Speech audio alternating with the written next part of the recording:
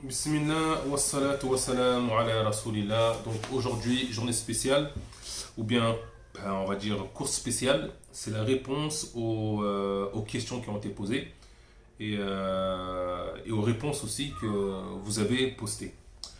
Donc la première question qu'on avait posée, c'était concernant le cours Naam. Est-ce que l'enfant de 13 ans doit jeûner?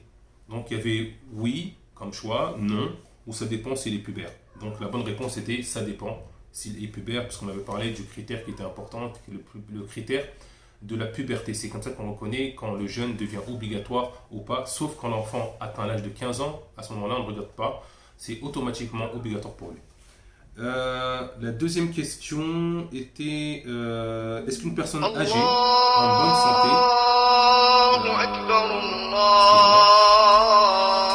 oui, voilà.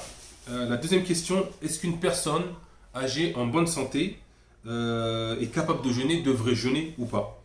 Il y avait comme choix oui ou non, et elle avait le choix. Donc la réponse est oui, puisque la personne, même si elle est âgée mais qu'elle a les capacités de jeûner, elle peut jeûner, et ben il n'y a pas de raison qu'elle ne jeûne pas. Voilà, même si elle est âgée, si elle a la force, il y a des personnes qui sont âgées, qui sont en très bonne santé et qui sont capables de jeûner, qui ne trouvent pas de difficultés particulières à jeûner, donc ces personnes-là devront jeûner. La troisième question, Naam, j'ai une petite migraine, une petite maladie banale, est-ce que je dois jeûner? Oui ou non? Et là, donc, la réponse était oui, je dois jeûner. Pourquoi? Parce que on avait dit que la maladie, si elle était banale, elle était faible, elle ne causait pas de tort au jeûneur, pas de tort particulier. Donc, elle est dans son état, comme si elle était dans son état normal, donc il n'y a pas de raison qu'elle ne devrait pas jeûner. Mais si la maladie est vraiment difficile à cette personne-là et qu'elle a vraiment du mal à jeûner, ça devient insupportable, dans ce cas-là, l'autorisation lui était donnée. Donc, nous étions dans la question des maladies incurables. Et la question était, est-ce qu'une personne atteinte d'une maladie incurable, en fait, qu'est-ce qu'elle devra faire? Qu'est-ce qu'elle devra faire?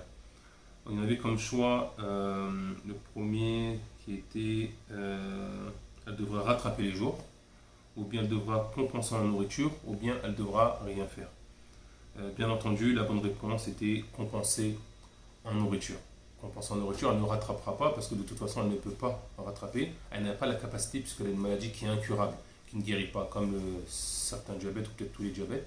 Donc c'est une maladie qui reste sur la personne. Donc dans tous les cas, elle ne pourra pas guérir pour ensuite jeûner, rattraper les jours. Donc qu'est-ce qu'elle devra faire? Elle devra compenser. Le rattrapage des jours, c'est pour ceux qui n'ont pas une maladie ou bien une vieillesse continue. D'accord? La vieillesse ne termine pas. Et une fois qu'on est vieux et qu'on a peu de capacité, on ne revient pas jeune. Et ainsi que la maladie incurable n'a pas de guérison, sauf par la grâce d'Allah, un miracle. Donc ces personnes-là devront compenser en nourriture. Voilà pour aujourd'hui, et on vous enverra Inch'Allah en même temps aujourd'hui le cours sur la compensation Inch'Allah, le cours d'aujourd'hui. Assalamu alaikum wa rahmatullahi wa barakatuh, barakallahu fik. Tous ceux qui ont participé, notamment Mohamed D, Bouba Konaté, Dalla, Ahmed Konaté, Ammar Mo, Youssef N, Hakim Haddadi, Fajr Rabi et d'autres, Abou S et barakallahu fikoum. À bientôt, qu'Allah vous préserve.